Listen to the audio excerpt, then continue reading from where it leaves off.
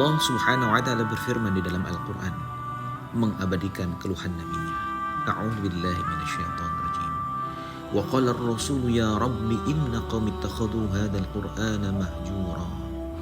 Rasul Nabi Muhammad SAW berkata, wahai Tuhanku, sesungguhnya kaumku telah menjadikan Al-Quran ini sebagai sesuatu yang diabaikan. Siapa yang dimaksud dengan orang yang mengabaikan Al-Quran?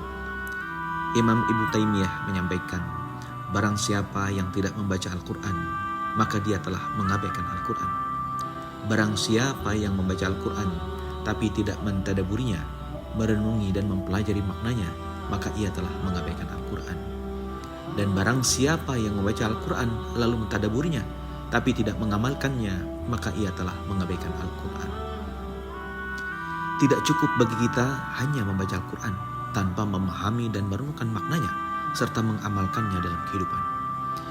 Imam Anas bin Malik radhiyallahu anhu pernah berkata, begitu banyak orang membaca Al-Quran, tapi justru Al-Quran melaknatnya. Kalimat ini mengingatkan kepada kita bahwa membaca Al-Quran tanpa memahami dan mengamalkan isinya bisa menjadi sesuatu yang sia-sia di dunia dan di akhirat. Memahami makna Al-Quran adalah langkah pertama yang sangat penting dalam proses tadabbur. Tanpa pemahaman yang benar, kita tidak akan mampu merenungi dan mengambil hikmah dari ayat Allah Subhanahu wa taala. Proses tadabbur mengharuskan kita untuk menggali dan memahami makna dari setiap ayat, sehingga kita dapat meresapi dan mengambil pelajaran yang terkandung di dalamnya.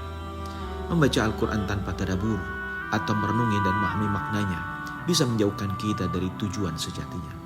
Tanpa tadabbur, kita bisa terjebak dalam rutinitas membaca tanpa pemahaman.